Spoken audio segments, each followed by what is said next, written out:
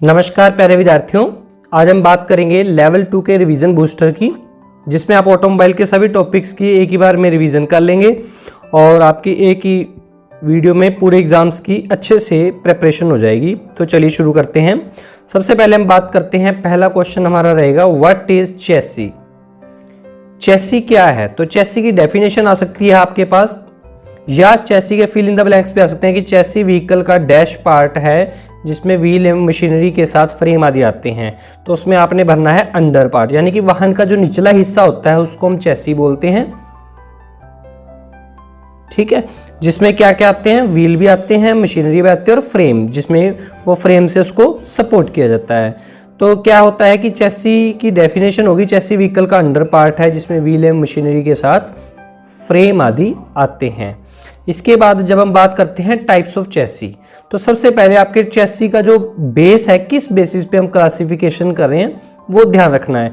यदि आपके पास पेपर में क्वेश्चन आता है कि इंजन की फिटिंग के बेसिस पे भी हम इंजन को कहां पर फिट कर सकते हैं, उस हिसाब से हम चेसी को किस प्रकार से कैटेगराइज कर सकते हैं, वर्ग बना सकते हैं। तो पहला है फुल फॉरवर्ड, जैसा कि नाम से पता है फॉरवर्ड मतलब आगे, फुल फॉरवर्ड, फुल मैंने पूरा, तो यानी कि इस प्रकार की चेसी में पूरे का पूरा इंजन होता है, ड्राइवर केबिन से बाहर होता है।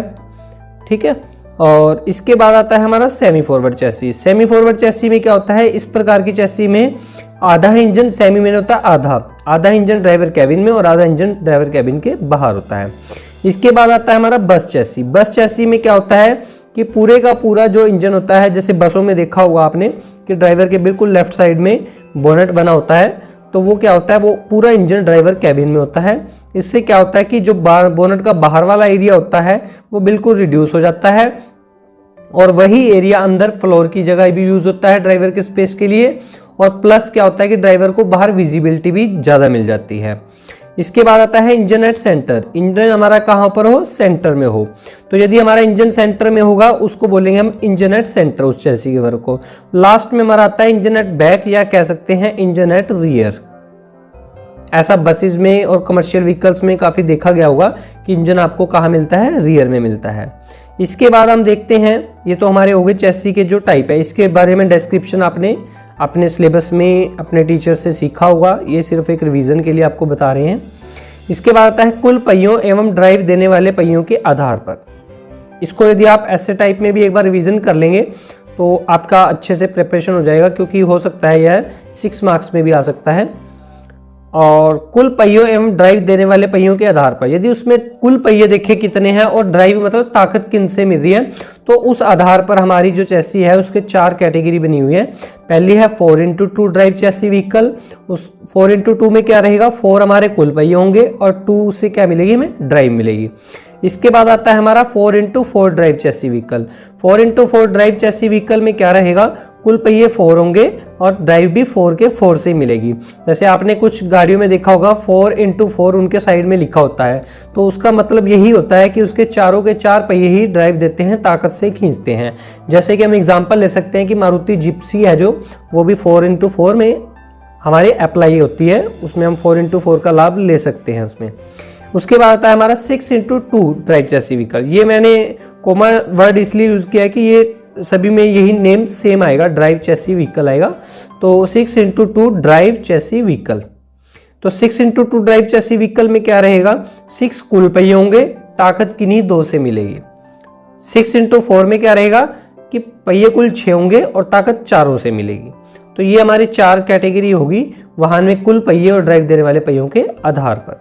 उसके बाद आता है, वो थे हमारे चेसी के प्रकार। अब चेसी में जो लगे हुए फ्रेम, उसका अरेंजमेंट कितने प्रकार का होता है, तो उसका अरेंजमेंट 2 प्रकार का होता है। कन्वेंशनल चेसी, उसके अरेंजमेंट के बेसिस पे जो हमारे फ्रेम हुए, तो इसको हम लिख सकते हैं कन्वेंशनल चेसी फ्रेम, इंटीग्रल चेसी फ्रेम। तो कन्वेंशनल चेसी फ्रेम में क्या होता है, कन्वेंशनल मतलब पारंपरिक, जो पुराने समय से चली आ रही है, जिसमें क्या होता है चेसी और बॉडी एक अलग अलग पार्ट में होते हैं और यू बोल्ट से एक दूसरे के साथ जुड़े होते हैं। जैसे आपने कमर्शियल 4 व्हीलर भी देखे होंगे जो हमारे टाटा एस है, छोटा थे, तो उनकी जो बॉडी बिल्डिंग है वो बाद में होती है और उनको यू बोल्ट से कस दिया जाता है, और उसको यू बोल्ट खोलकर हम कभी भी उसको रिमूव कर सकते हैं। तो उसके बाद यदि हमारी इंटीग्रल चेसी फ्रेम की बात करें, इंटीग्रल का जो शाब्दिक अर्थ है वो क्या है, संपूर्ण, एक ही सिंगल पीस। तो ये चेसी फ्रेम में क्या होता है कि चेसी और बॉडी जो सिस्टम है जो हमारा, उसमें फ्रेमलेस चेसी बोलते हैं इसको हम, उसमें अलग से फ्रेम नहीं बनाया होता, उसमें चेसी और बॉडी का एक ही सिंगल पार्ट बना होता है, उसी पर ही हमारी बॉडी माउंट की होती है और उसको वेल्डिंग द्वारा सिंगल पीस में ही जोड़कर उसके ऊपर बाकी के पार्ट्स फिट किए जाते हैं। तो इसको हम इंटीग्रल चेसी फ्रेम भी कहते हैं और इसको हम फ्रेमलेस चेसी भी कहते हैं। ये क्वेश्चन भी आ सकता है, आपको यहाँ पर मेंशन नहीं कर पाया कि फ्रेमलेस चेसी के लाभ क्या हैं और हानियाँ क्या हैं, एडवांटेज डिसएडवांटेज। तो एक लाभ और एक हानि इसके हम डिस्कस कर लेते हैं। इंटीग्रल चेसी में क्या होता है कि मटेरियल लेस लगता है, क्योंकि चेसी और बॉडी इसमें अलग बनानी पड़ती है, इंटीग्रल में एक ही मिल जाती है, तो इससे हमारा मटेरियल कम होता है और कॉस्ट भी कम हो जाता है, ठीक है। और इससे सेंटर ऑफ ग्रेविटी है जो किसी वाहन का सेंटर ऑफ ग्रेविटी, जिससे हमें स्टेबिलिटी मिलती है, वो क्या होता है, थोड़ा कम हो जाता है, जिस वजह से हमारा स्टेबल होकर व्हीकल चलता है। लेकिन इसकी एक हानि सबसे बड़ी यह है, डिसएडवांटेज, कि यदि हम इसमें कोई डेंट पड़ जाता है, कोई एक्सीडेंट हो जाता है, तो इसमें वो जो उसकी शेप बिगड़ जाती है, तो उसको रीशेप करना मुश्किल हो जाता है, क्योंकि जो उसके इंटरनल बॉडी पार्ट्स है उसमें फ्रेम की सपोर्ट नहीं मिली हुई, इस वजह से वह पिचक जाती है, तो उस वजह से उसको दोबारा से रीशेप करने में प्रॉब्लम आती है और हो सकता है कि वह ओरिजिनल 100% उस शेप में ना भी आ पाए। इसके बाद आता है type of frame section. Frame के सेक्शन किसको बोलते हैं, जैसे मान लीजिए पेंसिल है, इसको मैं यहाँ से काटता हूँ तो इसकी दोनों तरफ की शेप किस तरह दिखाई देगी, राउंड शेप दिखाई देगी, तो इसका सेक्शन क्या हुआ, राउंड सेक्शन हुआ। तो इसी प्रकार से फ्रेम सेक्शन को यदि हम हाथ से काटें तो वो किस शेप का दिखाई देगा, पहला हमारा शेप होता है चैनल, इस शेप का दिखाई देगा, ये आपने देखा भी होगा, इस टाइप के गाड़ियों के नीचे लगे होते हैं। उसके बाद हमारा एक शेप इस टाइप की होती है, बॉक्स टाइप की, तो इसको बोलते हैं चैनल सेक्शन और इसको बोलते हैं बॉक्स सेक्शन। एक हमारे गोल शेप में भी होते हैं, ये आपको ज़्यादातर 3 व्हीलर और बाइक्स में मिलेंगे। बाइक का जहाँ हैंडल होता है उसके साथ जो हमारी लगी होती है ट्यूब, तो वहाँ पे देखिए आपको ट्यूबुलर सेक्शन का पॉइंट दिखाई देगा। चलिए उसके बाद आगे बात करते हैं। इसके बाद हमारा पार्ट्स ऑफ बॉडी के मेन पार्ट्स क्या क्या हैं, तो उनके नेम देख लेते हैं। तो इसके बारे में आपने डिस्क्रिप्शन तो पढ़ ही रखा होगा, हमने यहाँ पर एक रिवीजन करनी है। बॉडी शेल क्या है, मतलब एक खोखला खांचा टाइप होता है, जिसमें मतलब हमारे बाद में हम वेल्डिंग करके उसमें फ्लोर असेंबली या इस टाइप की चीज़ें लगाते हैं। उसके बाद हमारा फ्लोर असेंबली है, फ्लोर असेंबली जिसकी मैं अभी बात ही कर रहा था। तो फ्लोर बनाने के लिए फ्लोर असेंबली लगाते हैं, उसको किसके द्वारा जोड़ते हैं, हम वेल्डिंग के द्वारा। डोर्स हो गए, हमारे दरवाजे हो गए, इसको हम किसके द्वारा लगाते हैं, हिंज के द्वारा हम लगाते हैं।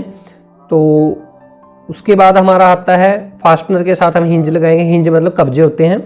उसके बाद बॉडी की इनर ट्रिमिंग, इनर से उसकी जो ट्रिमिंग उसको शेप दी जाती है, तो वो प्रदान की जाती है। उसके बाद हम windshield and back window, windshield बोलते हैं। विंडशील्ड को विंडशील्ड इसलिए बोलते हैं क्योंकि वो हवा के आगे एक शील्ड का काम करती है। तो जो हमारा सामने का शीशा होता है, ग्लास होता है, जिसमें से हम गाड़ी में से देखते हैं, उसको हम विंडशील्ड का नाम देते हैं, और बैक विंडो पिछली खिड़की को। तो उसके बारे में बताया होता है कि उसके बारे में यदि हमें डिस्क्रिप्शन करना हो तो इसको जब हम बनाते हैं, तो इसको जब हम फिट करते हैं तो उसका एंगल है जो कर्व रखा जाता है, जिससे हम ज़्यादा एरिया को देख सकें।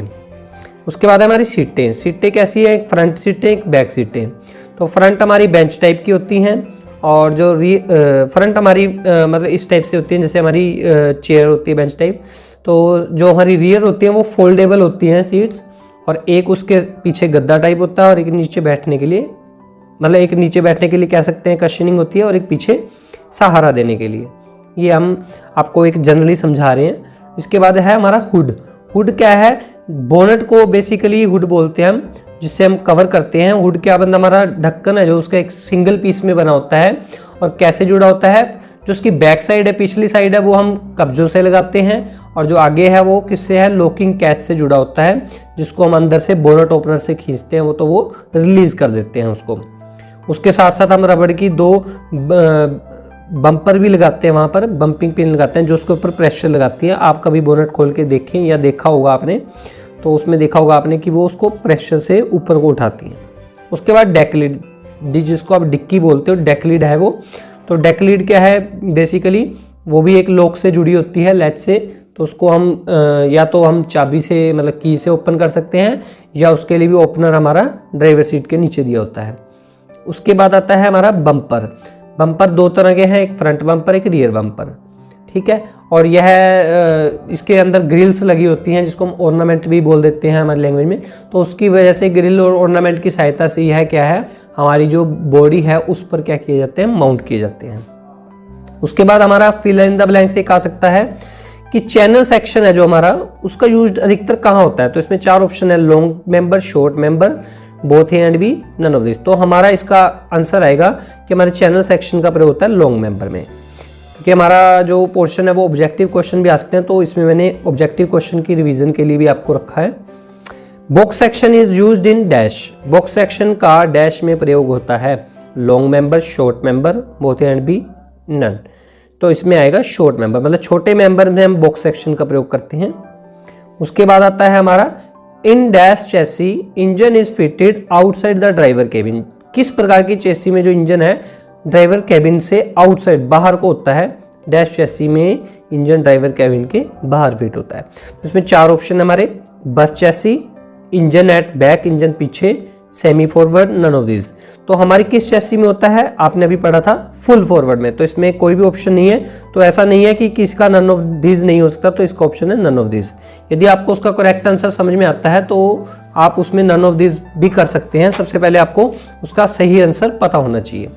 नेक्स्ट क्वेश्चन में जाते हैं, हमारा इंजन की कुछ टेक्निकल टर्म के ऑब्जेक्टिव्स हैं। तो कहते हैं कि जो हमारा ये सिलेंडर है जिसमें हमारा पिस्टन घूमता है, तो इसका जो इंटरनल डायमीटर है, भीतरी व्यास है, उसको क्या कहते हैं हम। 4 ऑप्शन हमारे पास, swept volume, clearance volume, bore, none of this. तो इसका आंसर आएगा हमारा बोर। कहते हैं ना इसका बोर साइज कम हो गया है या बढ़ गया है, तो वो क्या होता है, वो उसका इंटरनल डायमीटर होता है, उसी से हम उसके बोर को डिफाइन करते हैं। तो इंजन सिलेंडर का भीतरी व्यास क्या कहता है, बोर कहलाता है। इसकी डेफिनेशन भी होगी और आपको ऑब्जेक्टिव भी क्लियर हो गया। इसके बाद वॉल्यूम शब्द है जो, उसका मतलब आयतन होता है। जैसे यहाँ पर clearance volume, swept volume, displacement volume. तो डिस्प्लेसमेंट वॉल्यूम और स्वेप्ट वॉल्यूम तो एक ही होता है, क्लियरेंस वॉल्यूम अलग होता है, वो हम आपको बताते हैं। जैसे मान लीजिए टीडीसी है और बीडीसी है, टीडीसी बीडीसी भी आपको पता होना चाहिए। टीडीसी का मतलब होता है टॉप डेड सेंटर, यानी कि पिस्टन की कह सकते हैं या क्रैंकशाफ्ट की, वह ऊपरी से ऊपरी पोजीशन जिससे और अधिक पिस्टन ना जा सके, उसको हम कहेंगे top dead centre. Bottom dead centre मतलब बॉटम में होता है तली, पिस्टन या क्रैंकशाफ्ट की वह निचली से निचली पोजीशन जिससे और अधिक पिस्टन नीचे ना जा सके, उसको हम कहेंगे बॉटम डेड सेंटर। जब हम टीडीसी से बीडीसी तक एक चक्कर में तय की गई दूरी को, दूरी मतलब डिस्टेंस यहाँ से यहाँ तक, उसको कहेंगे हम स्ट्रोक। अब जब पिस्टन टीडीसी पर होगा, जो उसके ऊपर खाली स्पेस होगा, आयतन होगा चारों तरफ का, दूरी नहीं पूरा स्पेस होगा, तो उसको हम कहेंगे क्लियरेंस वॉल्यूम। इसको क्या कहेंगे, क्लियरेंस वॉल्यूम, या कहेंगे क्लियरेंस आयतन भी कह सकते हैं, आप लिख सकते हैं अपनी भाषा में। उसके बाद आता है हमारा स्वेप्ट वॉल्यूम। स्वेप्ट वॉल्यूम क्या है, इसको हम डिस्प्लेसमेंट वॉल्यूम भी कहते हैं। डिस्प्लेसमेंट मतलब डिस्प्लेस किया, उसने तय किया। तो यहाँ से टीडीसी से बीडीसी तक पिस्टन द्वारा तय किए गए आयतन को हम क्या कहेंगे, डिस्प्लेसमेंट वॉल्यूम या स्वेप्ट वॉल्यूम। अब इसके बाद हमारे पास एक क्वेश्चन आता है net volume, total volume, engine capacity. Net volume, total volume, engine capacity, ये तीनों ही एक ही डेफिनेशन के तीन, मतलब इनकी डेफिनेशन एक ही रहेगी, नेम 3 अलग अलग से हैं। तो तीनों नेम से यदि आप किसी में से नेम से क्वेश्चन है तो एक ही होगा। तो इसमें क्या होता है कि हमारे इंजन सिलेंडर में जितने मतलब हमारे इंजन में जितने भी सिलेंडर्स होंगे, तो उसके कुल टोटल स्वेप्ट वॉल्यूम का टोटल जो होगा, मान लीजिए 3 सिलेंडर हैं तो 3 इंटू VS, VS मतलब स्वेप्ट वॉल्यूम, और ईच सिलेंडर मतलब एक ईच सिलेंडर का मान लीजिए 200 सेंटीमीटर क्यूब वो है हमारा, मान लीजिए स्वेप्ट वॉल्यूम है ईच सिलेंडर का। तो इसको हम 3 से मल्टीप्लाई करेंगे, 3 सिलेंडर है तो हमारी 600 सीसी का वो व्हीकल होगा। इसी को सीसी भी बोलते हैं हम, क्यूबिक कैपेसिटी। वो असल में हमारी इंजन कैपेसिटी ही होती है। क्यूबिक कैपेसिटी इसलिए बोलते हैं क्योंकि हम इसको वॉल्यूम को क्यूबिक में मापते हैं, घन सेंटीमीटर में, ठीक है। इसका रीजन बता दिया आपको। इसके बाद आता है BHP, ब्रेक हॉर्स पावर, और IHP indicated horse power, FHP frictional horse power. इसको आप हिंदी में भी लिख सकते हैं, इंग्लिश में भी लिख सकते हैं। होता क्या है असल में, इंडिकेटेड का मतलब जो पैदा हुई, इंडिकेट की गई, प्रदर्शित की गई। तो जो इंजन सिलेंडर में कुल जितनी पावर हमारी पैदा होती है उसको हम बोलते हैं इंडिकेटेड हॉर्स पावर। फिर उसके बाद जब इंजन सिलेंडर में पैदा हुई, फिर पिस्टन के द्वारा वो क्रैंकशाफ्ट में गई, उसमें कुछ फ्रिक्शन की वजह से लॉस हुए, फिर क्रैंकशाफ्ट से हमारी फ्लाईव्हील पर गई। तो मतलब हमारी फ्लाईव्हील पर जो नेट हमारे पास पावर मिलती है उसको बोलते हैं ब्रेक हॉर्स पावर। तो क्या कहते हैं कि जो हमारा इसी बीच दौरान पिस्टन से क्रैंक तक, मतलब फ्लाईव्हील तक क्रैंकशाफ्ट की जो आउटपुट शाफ्ट है, जो बाहर का हिस्सा है, वहां तक पहुंचते हुए जितना हमारा नेट लॉस हुआ उसमें से हम यदि इंडिकेटेड हॉर्स पावर को डिडक्ट कर दें, घटा दें, तो हमारे पास आती है ब्रेक हॉर्स पावर, नेट जो उपयोगी कार्य के लिए यूज की जाए। तो IHP का जो फॉर्मूला है वो है BHP जमा FHP। ब्रेक हॉर्स पावर जो हमें मिली और FHP जो नुकसान हुआ उसको मिला के कुल हमारे पास आ गई पैदा हुई। ठीक है, तो हम इसको यहां से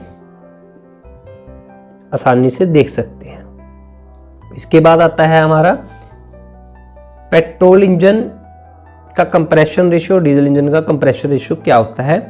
तो यदि हम यहाँ पर देखें तो 6:14:1 की रेंज का हमारा 6:1 से लेके 14:1 की रेंज का अलग अलग बुक्स में अलग अलग बताया गया है। तो आपको जनरली मिनिमम टू मैक्सिमम बता दिया गया है। 6:1 से लेके 14:1 तक का हमारा कंप्रेशन रेशियो पेट्रोल इंजन में होता है और 16:1 से लेके 22:1 तक का हमारा डीजल इंजन में होता है। डीजल इंजन में मतलब यदि 16 सेंटीमीटर क्यूब का हमारा आयतन होगा तो उसको 1 सेंटीमीटर क्यूब इतने हाई लेवल पे कंप्रेस कर दिया जाएगा, इतना हाई कंप्रेशन रेशियो होता है।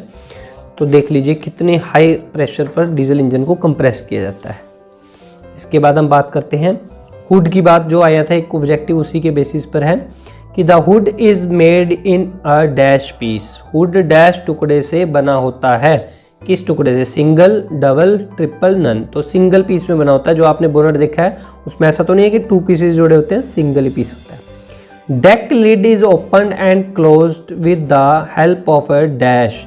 डेक लिड को डैश की सहायता से खोला एवं बंद किया जाता है। किसकी सहायता से?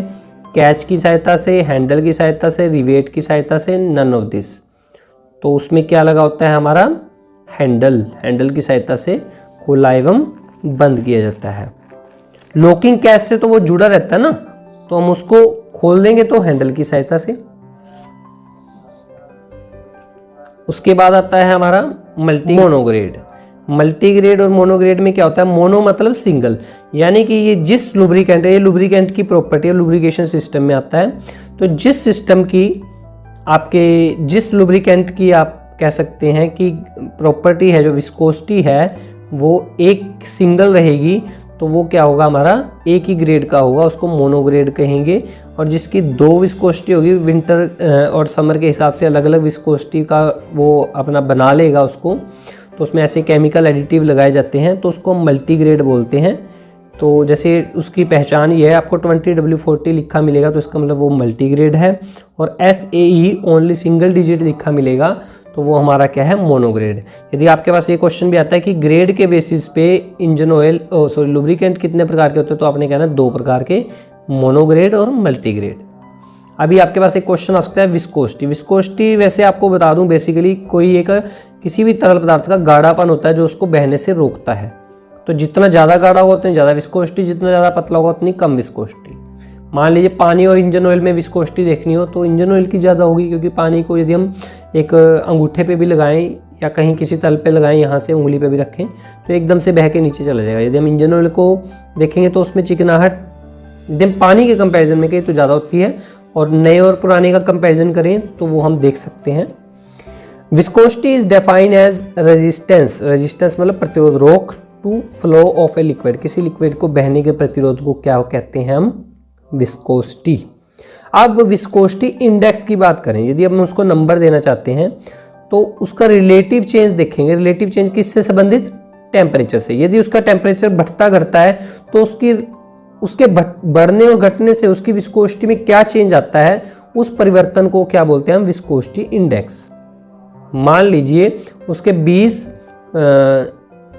उसके 40 डिग्री टेम्परेचर में बढ़ने से तो उसकी विस्कोसिटी मान लो 20 डिग्री होते हैं, तो उसको हम निकाल लेंगे उसके इंडेक्स को, तो उसका फॉर्मूला होता है। तो इतना ज़्यादा गहराई में जाने की जरूरत नहीं, हम सिर्फ इसको come to the point revision करेंगे। Which is not the part of cooling system, इसमें से कूलिंग सिस्टम का पार्ट कौन सा नहीं है। यदि आपको कूलिंग सिस्टम के पार्ट सभी आते हैं तो ठीक है, नहीं तो अब आगे भी हम रिवीजन करने जा रहे हैं उसकी। Radiator cooling fins, bonnet, thermostat. तो बोनट जो है हमारे कूलिंग सिस्टम का पार्ट थोड़ी है, वो तो सिर्फ एक इंजन को ढकने के लिए प्रयोग होता है। तो ये इसका आंसर आएगा कि ये वाला पार्ट नहीं है, इसलिए ऑप्शन राइट है हमारा। क्योंकि उन्होंने ये पूछा है कूलिंग सिस्टम का पार्ट कौन सा है, नहीं पूछा, उन्होंने हमारे से पूछा है कि कूलिंग सिस्टम का कौन सा पार्ट नहीं है। इसके बाद आता है हमारा boiling point of glycerine. Glycerine का यदि बॉइलिंग पॉइंट आपके पास ऑब्जेक्टिव में भी आ सकता है question, fill in the blanks में भी आ सकता है और 1 मार्क्स में भी आ सकता है। तो 290 डिग्री सेल्सियस ग्लिसरीन का बॉइलिंग पॉइंट है, यानी कि पानी के बॉइलिंग पॉइंट से देखिए कितना ज़्यादा है। तो यदि हम इसको एज ए कूलेंट यूज़ करते हैं ग्लिसरीन को, तो मतलब पानी का हमारा जो बॉइलिंग पॉइंट है कितना बढ़ जाता है मिक्स करने से। ऐसे एथिलीन ग्लाइकोल है, एक और एडिटिव है, ये भी हम यूज़ कर सकते हैं। तो इसका 195 डिग्री सेल्सियस है। तो इनमें से दोनों में से किसी का भी 1 मार्क्स में क्वेश्चन आ सकता है आपके पास।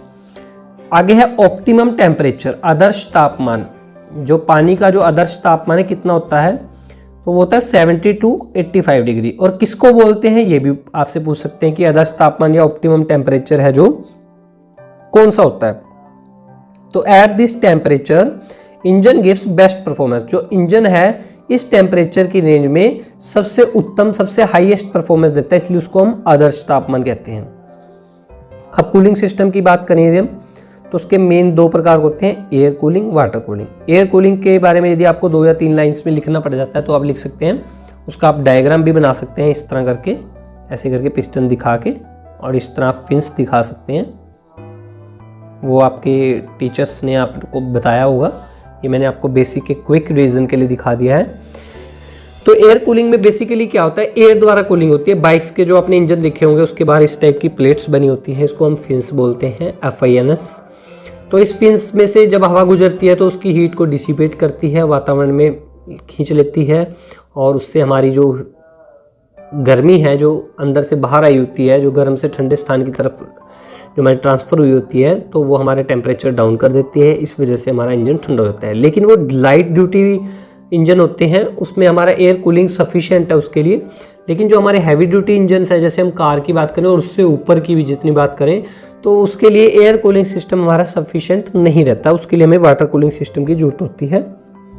तो वाटर कूलिंग सिस्टम आप अपने जो कोर्स में इसको पढ़ चुके होंगे। सिर्फ क्विक रिवीजन के लिए मैं आपको बता दूं कि इसमें 2 टाइप होते हैं, thermosiphon system, pump circulation. Thermosiphon system में क्या होता था कि पूरे का पूरा एक सील्ड सिस्टम होता है। गर्मी होने से तो जो गर्म पानी है वो ठंडे पानी की तरफ जंप करेगा, फिर ठंडा पानी आगे नीचे को, इस प्रकार से सर्कल घूमेगा, और रेडिएटर में से जैसे ही वो पास होगा तो वो क्या होगा, ठंडा हो जाएगा, फिर दोबारा से वो नीचे चला जाएगा, फिर गर्म होने के लिए। लेकिन इस सिस्टम का सबसे बड़ा नुकसान ये था कि यदि इस सिस्टम में हल्का सा भी गैप आ जाता था, पानी की कमी होती थी, तो वो जो हमारा सर्कुलेशन है पानी का, हीट टू कूल प्लेस का, वो हमारा सर्कल रुक जाता था और हमारा ये कूलिंग सिस्टम फेल हो जाता था। और इसके लिए इस रेडिएटर का साइज भी बहुत बड़ा चाहिए होता था। लेकिन उसको एलिमिनेट करने के लिए, उस कमी को दूर करने के लिए क्या किया गया कि हमारा पंप सर्कुलेशन सिस्टम बना दिया गया। इसमें एक पंप लगा दिया गया। तो वाटर पंप हमारा हमेशा एक्टिव रहता है, उसको ड्राइव इंजन से मिलती है, पुली लगी होती है उसकी, तो उसकी वजह से वो हमेशा पानी को खींच के हमेशा के लिए सप्लाई कराता है। उससे हमारा रेडिएटर का साइज भी कम हो गया और उससे हमारा कूलिंग सिस्टम फेल होने का डर भी खत्म हो गया। अब एक टर्म आती है थर्मोस्टेट वाल्व।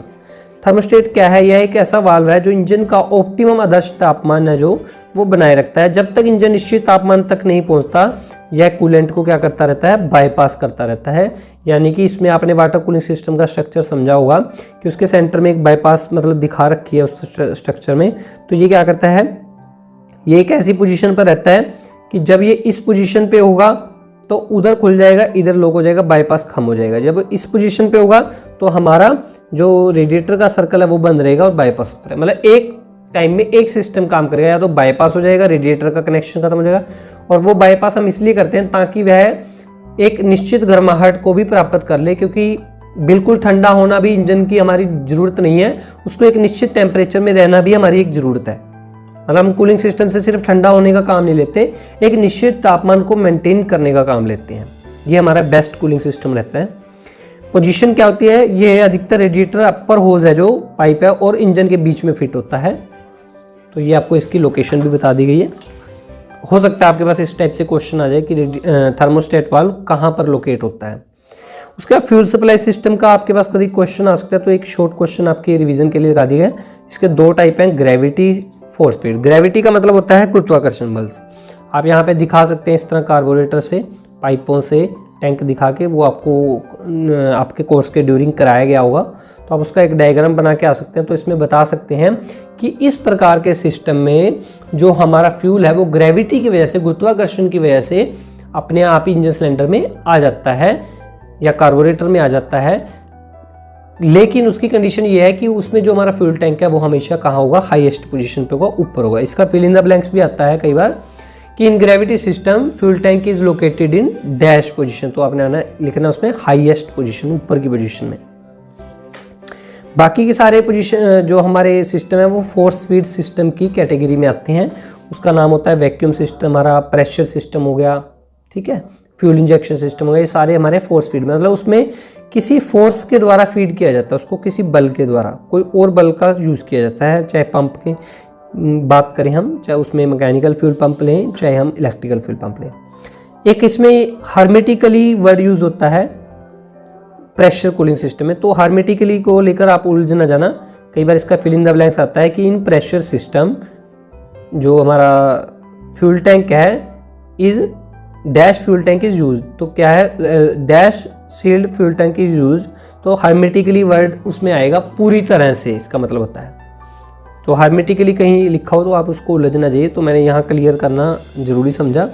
अब ट्रांसमिशन सिस्टम की बात करते हैं। वैसे ट्रांसमिशन सिस्टम हो सकता है आप वीडियो 2022 के बाद देख रहे हो, ये 2022 में बनाई जा रही है।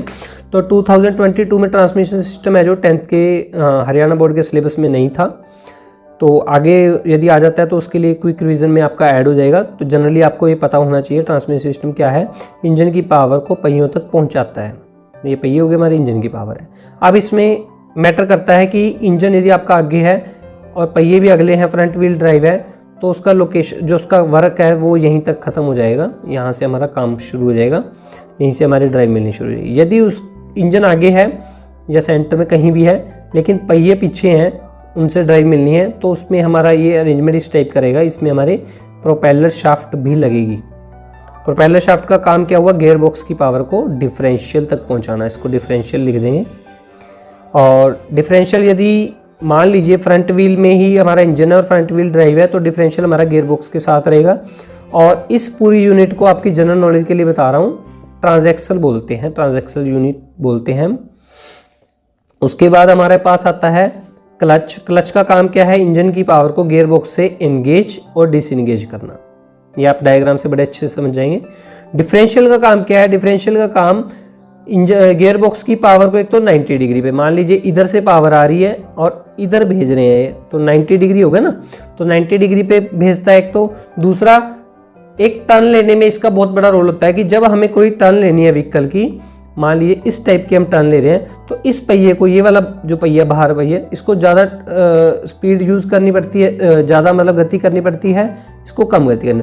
तो क्या करता है, ये आउटर व्हील की स्पीड को बढ़ा देता है और इनर व्हील की स्पीड को घटा देता है। तो इसमें ऐसा अरेंजमेंट किया होता है, ज़्यादा गहराई में नहीं जाएंगे। प्रोपेलर शाफ्ट भी पता लग गया आपको कि गियर बॉक्स की पावर को डिफरेंशियल तक पहुँचाती है, या इस शाफ्ट का प्रयोग किसी कोण पर, किसी एंगल पर पावर को ट्रांसमिट करने के लिए करते हैं। आगे यदि आपसे पूछे कि कितने प्रकार के स्टीयरिंग सिस्टम होते हैं, इसके फिल इन द ब्लैंक्स भी आ सकता है आपके पास, ऑब्जेक्टिव भी आ सकता है, और जनरली वैसे ही पूछा जा सकता है कि उनके टाइप बताएं। तो manual steering, power steering. Power steering में हम किसी भी पावर का यूज़ कर सकते हैं, हाइड्रोलिक भी हो सकता है, इलेक्ट्रिकल भी हो सकता है, लेकिन आपकी इतनी नॉलेज जरूर होनी चाहिए कि स्टीयरिंग आपका कितने प्रकार का होता है। उसके बाद हम स्पैनर की बात करें, यदि टूल्स में आते हैं थोड़ा, यह एक ऐसे हैंड टूल है जिसका प्रयोग हम नट बोल्ट को कसने के लिए और खोलने के लिए करते हैं। तो जो हमारे 4 प्रकार के मेनली स्पैनर्स होते हैं, मेनली जरूर लिख दिया कीजिए, क्योंकि मेनली लिखने से क्या है कि आपकी कैटेगरी जो आपके सिलेबस के अकॉर्डिंग वही रहेगी। हो सकता है कि उसकी कैटेगरी अलग अलग राइटर्स की बुक्स के हिसाब से या अलग अलग सिलेबस के हिसाब से उसमें ऐड ऑन भी किया जा सकता है। जैसे हम यहीं की बात करें, जैसे कई व्हील स्पैनर को भी इस कैटेगरी में ले लेते हैं, लेकिन हमारे पास यहाँ हमारे सिलेबस के अकॉर्डिंग 4 कैटेगरीज हैं: open end spanner, ring spanner, combination spanner and box spanner, या जिसको हम सॉकेट स्पैनर कहते हैं। ओपन एंड स्पैनर में क्या होता है? ओपन एंड का मतलब ओपन मैंने खुले, एंड मैंने सिरे, तो जिसके सिरे हमारे खुले हों उसको हम क्या कहेंगे? ओपन एंड स्पैनर, जिसको हम चाबी बोलते हैं। आपने इसका पढ़ा भी होगा, ये एक क्विक रिवीजन करा रहे हैं इसलिए। रिंग स्पैनर, रिंग में मतलब जिसके दोनों सिरे रिंग मतलब छल्ले के आकार के, जिसको हम पान्ना भी बोलते हैं। इसका प्रयोग कहाँ करते हैं? जहाँ पे हमें कम टॉर्क की जरूरत होती है, और इसका प्रयोग हम वहाँ पे करते हैं जहाँ पे ओपन एंड स्पैनर के स्लिप होने का खतरा होता है।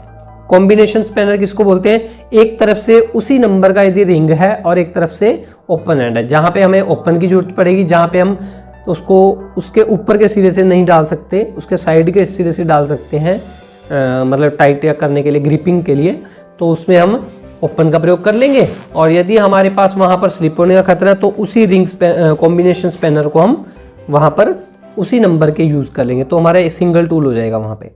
तो कॉम्बिनेशन स्पैनर भी हमारी काफ़ी हेल्प करता है। उसके बाद बॉक्स स्पैनर, जिसको हम गोटी भी बोलते हैं, कुछ इस टाइप की होती है गोटी ऐसे, तो ये इसको बॉक्स स्पैनर बोलते हैं। तो ये लगा लीजिए 6 mm से लेके 32 mm तक हमारा जनरली वर्कशॉप में यूज़ होता है। इसके बाद हम बात करते हैं ड्रिल मशीन की, ड्रिल बिट की। ड्रिल बिट भी बोल सकते हैं, ड्रिल मशीन बोल सकते हैं। वैसे ड्रिल बिट जो है वो एक टूल है ड्रिल मशीन में फिट होने वाला, लेकिन आपके पास क्वेश्चन ड्रिल बिट के लिए भी आ सकता है और ड्रिल मशीन के लिए भी आ सकता है, लेकिन आपको दोनों में फ़र्क बता दिया गया है। तो उसका प्रयोग क्या करते हैं? जब हम उसमें छेद करते हैं दीवारों में, तो इस टाइप के छेद होते हैं गोलाकार और कुछ लंबाई तक, तो उसको हम क्या बोलते हैं? बेलनाकार। तो यदि आपसे कोई पूछे कि ड्रिल बिट का यूज़ किसके लिए करते हैं, यदि आपके पास डेफिनेशन आती है तो आपने कहना है कि ड्रिल बिट का प्रयोग सिलेंड्रिकल होल्स करने के लिए किया जाता है, बेलनाकार छेद करने के लिए। और इसका फिल इन द ब्लैंक्स भी आ सकता है, ऑब्जेक्टिव भी, कि डैश के लिए इसका यूज़ होता है, तो आपने उसका फिल इन द ब्लैंक्स बनना है सिलेंड्रिकल होल्स। स्निप, स्निप किसको बोलते हैं? कतिये को बोलते हैं, जिससे हम जो एक ट्रंक पेटी की चादर को काटते हैं, शीट मेटल को काटते हैं, कैंची की तरह बड़े साइज का होता है, आपने देखा भी होगा है, तो उसको शीट मेटल की कटिंग के लिए यूज़ करते हैं। इसको हम शीयर भी बोलते हैं। यानी कि आपके पास एक क्वेश्चन भी आ सकता है कि snip is also called, snip को डैश भी कहा जाता है, तो उसका उत्तर होगा शीयर। तो हो सकता है ये ऑब्जेक्टिव भी आ जाए आपके पास। मैलेट, मैलेट क्या होता है? यह एक प्रकार का प्लास्टिक या लकड़ी का हैमर होता है। इसका प्रयोग करने से यह भागों को फिट करते समय और चादर को समतल करते समय निशान नहीं छोड़ता, जो निशान नहीं छोड़ता। तो यदि हमें मान लीजिए शीट मेटल में कोई स्मूथनेस है, उसमें कोई डेंट पड़ा हुआ है, उसको सीधा करना है, तो हम इसका प्रयोग करेंगे, ना कि हम हैमर का प्रयोग करेंगे। हैमर का प्रयोग यदि आपसे क्वेश्चन आ जाए तो आप कह सकते हैं कि धातु को पीटने के लिए, कीलों को ठोकने के लिए प्रयोग करते हैं, तो वो भी आपकी रिवीजन होगी। कैलीपर, इस टाइप की होती हैं कैलीपर, जिसके 2 सिरे होते हैं और साथ में यहाँ पे एडजस्टर लगा होता है, कितना हमने इसको खोलना है, ओपन करना है। ये इसका प्रयोग कहाँ करते हैं हम? इसका प्रयोग हम ऐसे 2 विपरीत सिरों की दूरी तय करने के लिए करते हैं, तो जिनके बीच में हम स्केल फिट नहीं कर सकते, जिससे हम साधारण पैमाने से रूलर से माप नहीं ले सकते, तो इसको हम 2 विपरीत सिरों के बीच की दूरी मापने के लिए करते हैं। और इसके 2 टाइप होते हैं, एक एक्सटर्नल क्लिपर और एक इंटरनल क्लिपर। एक्सटर्नल क्लिपर जो होगी उसके सिरे अंदर को होंगे, तभी वो बाहर की माप ले पाएगी ना, और जो इंटरनल क्लिपर होगी उसके सिरे बाहर को होंगे और तभी वो अंदर की माप ले पाएगी, एक्चुअल माप। जो स्क्रू गेज, स्क्रू गेज और माइक्रोमीटर किसको बोलते हैं? सूक्ष्मतम माप लेने के लिए प्रयोग करते हैं, जो बिल्कुल छोटी बारीक माप लेने के लिए। जैसे मैं आपको बता दूं कि यह कम से कम कितनी माप लेता है? 0.01 mm की माप लेता है। देखिए इतनी बारीक माप, मतलब 1 mm का भी 100वां हिस्सा। और इसका जो प्रिंसिपल है वो क्या है? स्क्रू प्रिंसिपल पर काम करता है। जैसे जैसे ऐसे स्क्रू को हम टाइट करते हैं, इस प्रिंसिपल पर काम करता है। तो ये भी क्वेश्चन आ सकता है कि स्क्रू गेज या माइक्रोमीटर किस प्रिंसिपल पर काम करते हैं, ये इसके लिए प्रयोग क्यों करते हैं? वेरी स्मॉल मेजरमेंट के लिए। अब आपके पास आता है इलेक्ट्रिकल कोई मेजरमेंट के टूल्स हैं, जो जैसे मान लीजिए करंट को मापना है तो हम क्या करते हैं? एम्पियर मीटर का प्रयोग करते हैं। और रेजिस्टेंस को मापते हैं तो हम ओम मीटर का प्रयोग करते हैं। वोल्टेज को मापते हैं तो वोल्टमीटर का प्रयोग करते हैं, लेकिन इन तीनों को मापना हो तो हम किसका प्रयोग करते हैं? मल्टीमीटर का। मल्टी मतलब एक से ज़्यादा कार्य करता है, तो इसको वोम भी बोलते हैं, वोल्टेज ओम मीटर भी बोलते हैं, मल्टी टेस्टर भी बोलते हैं। इसके 3 नाम है, मल्टीमीटर, वोम। वोम की यदि फुल फॉर्म आती है तो आपने लिखना है वोल्टेज ओम मीटर, मल्टी टेस्टर। तो ये कितने क्वेश्चन इसी में से निकल जाते हैं। और यह 2 प्रकार के होते हैं, एनालॉग एंड डिजिटल। पहले एनालॉग यूज होता था, उसमें सुई ऐसे उठती थी, और अब जो प्रयोग होता है हमारा डिजिटल प्रयोग होता है। जैसे हमारी घड़ी भी है, पहले एनालॉग होती थी, अब आजकल डिजिटल वॉच ज़्यादा यूज होती है। हाइड्रोमीटर आपने सुना होगा, हाइड्रोमीटर एक कांच का बना उपकरण होता है, उसके पीछे रबड़ का ऐसे कंप्रेस करने के लिए रबड़ बल्ब बना होता है। तो उसका काम क्या होता है? इसकी प्रयोग हम किसी भी बैटरी की, या बैटरी की ना कहें तो हम किसी भी तरल पदार्थ की, लिक्विड मटेरियल का आपेक्षिक घनत्व मतलब कि उसका मरकरी के रिगार्डिंग, मतलब उससे रिगार्डिंग कर दिया गया है। मैं आप ज़्यादा इसको ना गहराई में जाएं, आप इसको बस इतना याद करें कि हाइड्रोमीटर का प्रयोग आपेक्षिक घनत्व को मापने के लिए किया जाता है, जिससे हम उसकी ग्रेविटी मापकर बैटरी की चार्ज की स्टेट पता कर पाते हैं, और कांच का बना होता है। इसमें रीडिंग आ जाती है, जैसे मान लीजिए हम 1.280 की रीडिंग को मापते हैं कि बैटरी गुड कंडीशन में होती है, 1.280, चाहे उसको 1280 से भी डिनोट कर सकते हैं, चाहे 1.280 से। आगे आता है आपके पास आरपीएम। आरपीएम किसको बोलते हैं? रिवॉल्यूशन पर मिनट। 1 मिनट में कोई कितने चक्कर लेता है उसको हम आरपीएम बोलते हैं, और ये किससे मापी जाती है? टैकोमीटर से। इसके बाद आता है हमारा स्पेशल टूल। ऐसे टूल जिनका प्रयोग किसी विशेष कार्य के लिए किया जाता है, जैसे flywheel puller, clutch holding tool, इसको हम स्पेशल टूल कहते हैं। मतलब ये इन्हीं कार्यों के लिए बने होते हैं। मान लीजिए हम क्लच होल्डिंग टूल का प्रयोग करें तो इससे हम किसी नट बोल्ट को नहीं कस पाएंगे, तो ये स्पेशल उसी एक ही कार्य के लिए बनाए गए होते हैं। इसको हम स्पेशल टूल या विशेष औजार कहते हैं। आगे 2 पोस्ट लिफ्ट और 4 पोस्ट लिफ्ट की यदि हम बात करें, 2 पोस्ट का मतलब पिलर्स होते हैं। तो यदि 2 पिलर्स पे हम गाड़ी को खड़ा करते हैं, उसके साथ आगे 2 आर्म्स इधर बनी होती है, 2 आर्म्स इधर बनी होती हैं, तो व्हीकल के अंदर काम करने के लिए हम यूज करते हैं, तो उसको बोलते हैं 2 post lift.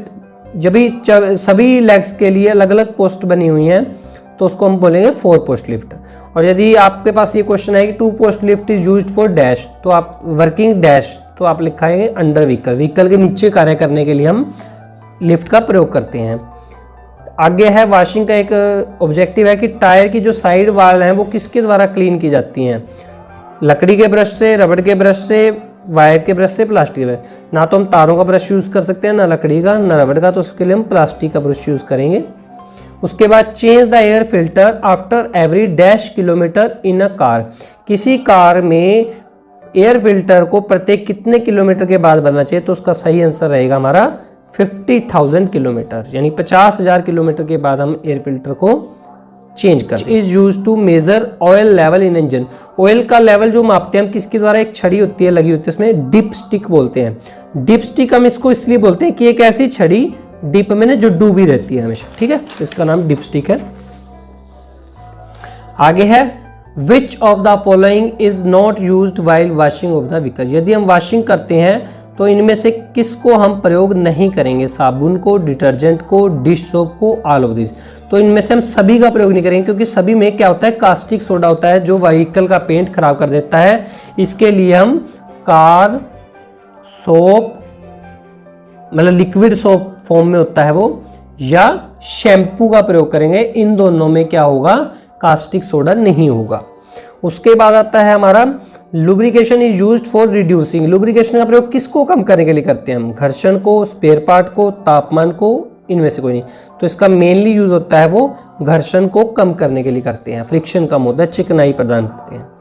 Coolant should be change after every dash year. Coolant को कितने साल में बदलना चाहिए? तो इसका सही उत्तर है 2 साल बाद। इसके बाद है हमारा coolant remove dash in the engine. Coolant engine से क्या हटा देता है? प्रेशर, धूल, ऑयल तेल, हीट, उष्मा। तो कूलेंट कहाँ कूलिंग सिस्टम में यूज होता है, तो किसको हटाएंगे हम? हीट को, उष्मा को, इसको रिमूव करता है। इसके बाद हमारी इनोवेशन की कुछ टेक्नोलॉजी हैं, उसके बारे में हम बिल्कुल ब्रीफ में चर्चा करते हैं, ताकि हम पेपर में एग्जाम आए तो हम उसके बारे में कुछ लिख सकें। पहला है टायर प्रेशर मॉनिटरिंग सिस्टम। यह एक ऐसी टेक्निक है जिसमें हम लो टायर प्रेशर को देख सकते हैं। इसमें जो टायर की प्रेशर की हाइट होती है, मैं आपको जनरली बता दूं, तो उसके सामने यहाँ पे सेंसर लगा हुआ है। मान लीजिए यहाँ पे एक सेंसर लगा है, तो टायर की हवा फुल में यहाँ पर जाएगा टायर, तो जैसे उसकी हवा थोड़ी सी कम हुई तो यहाँ पर आ गया, तो इसके सेंसर के सामने आ गया, तो यह इंडिकेशन देने लग जाएगा कि जो उसकी आपने लिमिट तय की थी उस लिमिट में वो आ चुका है, तो इसकी टायर की प्रेशर की हवा कम है, तो इसकी आप हवा भर लीजिए ताकि आपका कोई आपके साथ दुर्घटना ना हो।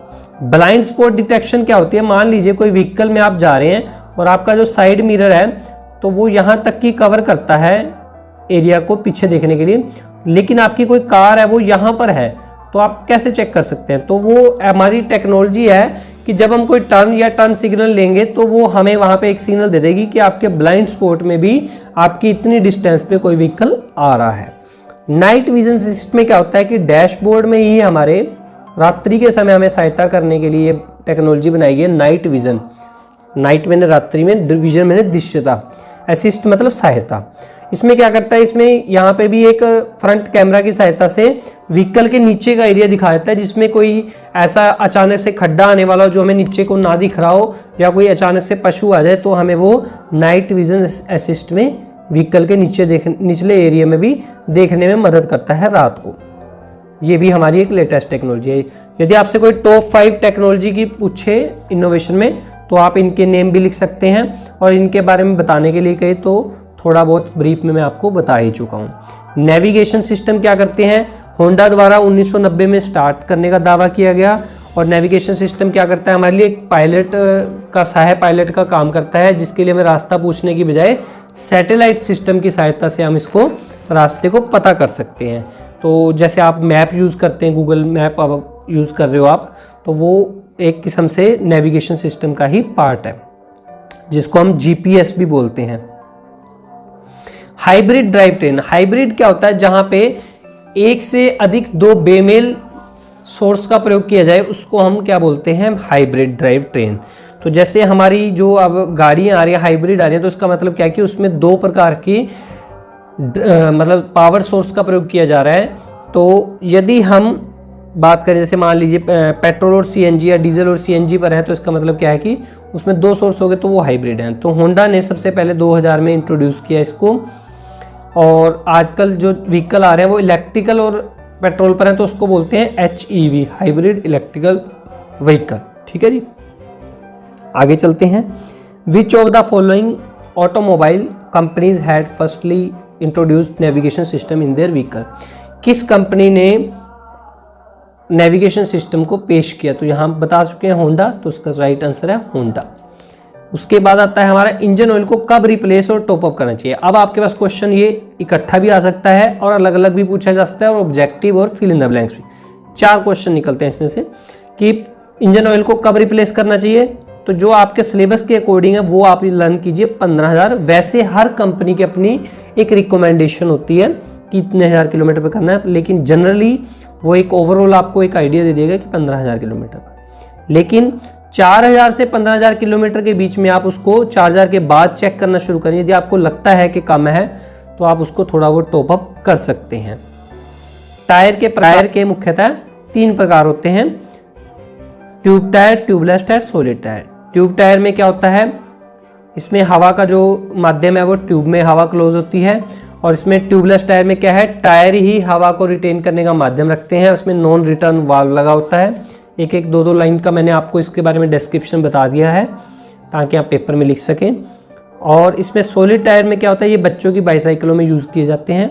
और ट्यूबलेस टायर के यदि आप 1-2 फ़ायदा लिखना चाहते हो, ऐसा कुछ आ जाए क्वेश्चन, तो आप लिख सकते हैं कि यह लंबे समय तक हवा को रिटेन रखते हैं, संभाले रखते हैं। काफ़ी किलोमीटर तक पंक्चर होने के बाद भी जो हमारा व्हीकल है वो रन कर जाता है, और इसके बाद इसको रिपेयर करना भी ट्यूब टायर से आसान होता है।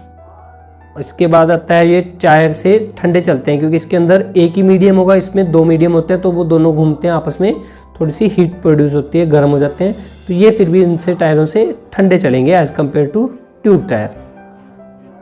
कौन सा टायर ट्रेडिशनल टायर है? ट्रेडिशनल मतलब पहले से चला रहा है, पुरानी परंपरा है। तो पहले सबसे पहले कौन सा होता था? Tube tyre. अब जाके ट्यूबलेस टायर आए हैं टेक्नोलॉजी। इसके बाद है हमारा ऑटोमोबाइल इंजन के किन किन भागों को लुब्रिकेशन की जरूरत पड़ती है। पहला, मेन क्रैंकशाफ्ट बेरिंग, क्रैंकशाफ्ट का जो मेन बेरिंग है उसको बिग एंड बेरिंग। मेन वाला बेरिंग यह है कि जिसपे क्रैंकशाफ्ट जुड़ी होती है, जिसपे स्पोर्ट होती है।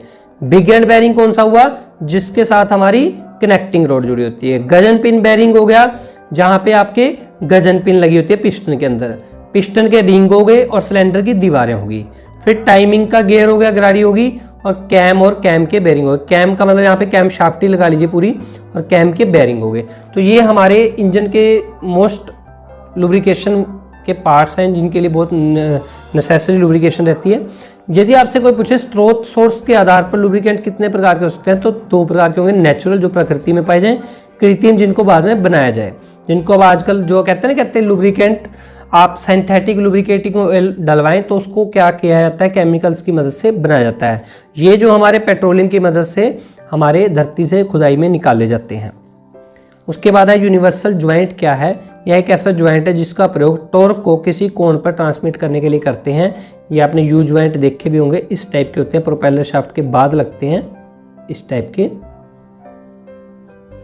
ये आपको जस्ट एक शेप दिखाई है, तो इसको यू ज्वाइंट बोलते हैं। और इसे गियर बॉक्स और डिफरेंशियल के बीच में फिट करते हैं। इसकी लोकेशन भी आपको बता दी गई। उसके बाद यदि हम चीज़ल की बात करें, चीज़ल मतलब छेनी होती है एक, मतलब इसका प्रयोग यदि हम वुडन काम के लिए देखें तो हम लकड़ी को छीलने के लिए करते हैं, उसमें भी एक चीज़ल यूज़ होता है।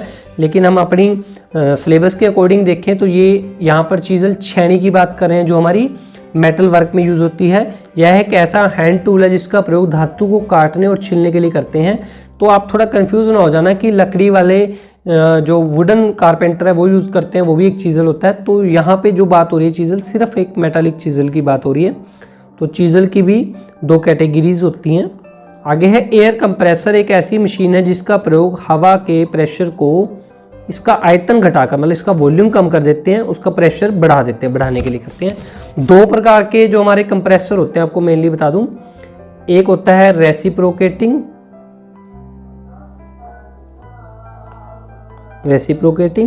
और एक होता है रोटरी स्क्रू टाइप। तो ये 2 टाइप हैं। यदि पेपर में आ जाता है एयर कंप्रेसर के टाइप बताएं तो आपकी यहाँ पर भी रिवीजन हो गई है। उसके बाद हुड क्या होता है, यह इंजन कंपार्टमेंट को ढकने के लिए बनाया हुआ एकल टुकड़े में होता है, जिसे पिछले सिरे से कब्जों से जोड़ा जाता है और आगे से लोक कैच द्वारा फिट किया जाता है। लो, यहाँ पर आपको हुड की भी एक बार दोबारा से रिवीजन होगी। और एक क्वेश्चन ये बहुत आने के चांसेस होते हैं कि एक अच्छे ब्रेकिंग सिस्टम की क्या ज़रूरतें हैं। तो इसकी 3-4 ज़रूरतें बता देता हूँ। वैसे आपने सिलेबस में पढ़ी होंगी कि यह कम से कम दूरी पर वाहन को रोके। अच्छा ब्रेकिंग सिस्टम होगा, ज़्यादा दूरी न ले, ऐसा ना हो कि हमने ब्रेक यहाँ पर लगाई और काफ़ी दूर जाकर रुक रही है। यह कार्य करते समय कम से कम आवाज़ करे। यह सभी मौसम में समान रूप से काम करे। ऐसा ना हो कि बरसात के मौसम में वहाँ पे ब्रेक हमारी काम नहीं कर रही और धूप में बढ़िया काम करती है। और इसके भागों की घिसावट कम से कम हो, ऐसा हो कि इसकी लाइफ अच्छी हो। ठीक है, तो इस प्रकार से यह करते समय ना तो कम से कम आवाज़ करे, और पैडल का जो ड्राइवर के पैडल को भी इसकी कम से कम स्ट्रेन हो इसकी। उसके बाद हम बात करते हैं कूलिंग सिस्टम के भागों के नाम। Radiator cooling fan, pressure cap जिसमें हम रेडिएटर्स को ढकते हैं, रिजर्व टैंक, अलग से एक टैंक बना होता है, water pump, thermostat valve, bypass system, freeze plug, head gasket, hose pipe. ठीक है, तो ये हमारे पार्ट्स हैं। ये आपके पास क्वेश्चन आ सकते हैं कि कूलिंग सिस्टम के भागों के नाम बताएं 2 या 3 नंबर में।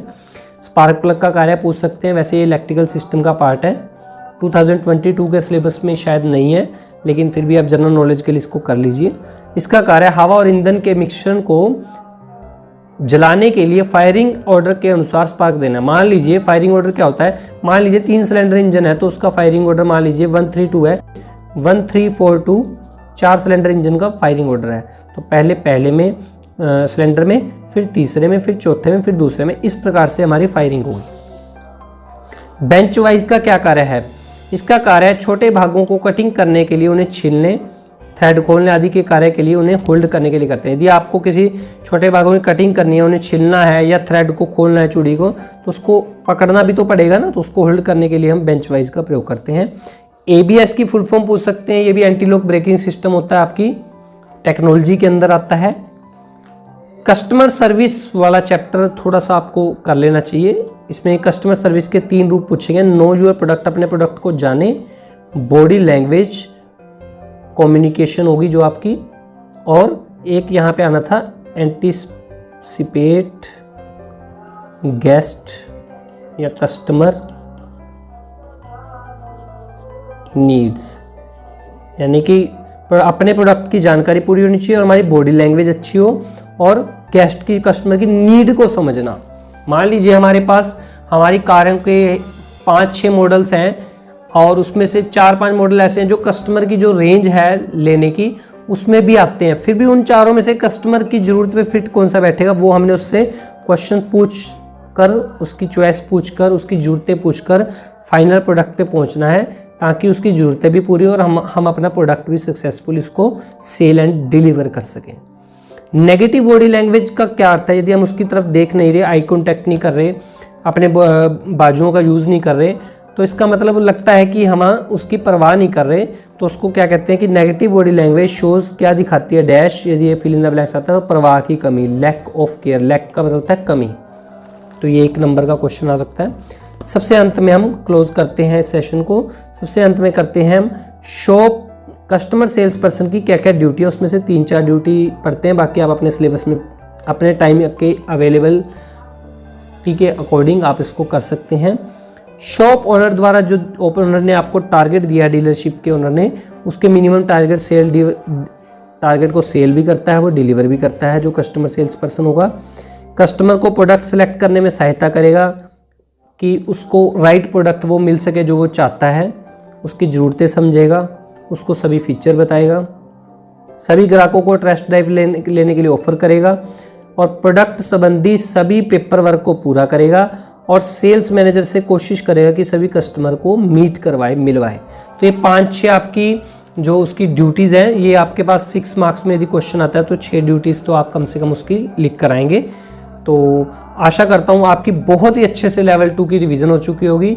तो आपको आने वाले एग्ज़ाम्स के लिए बहुत ही शुभकामनाएं। धन्यवाद। जय हिंद, जय भारत।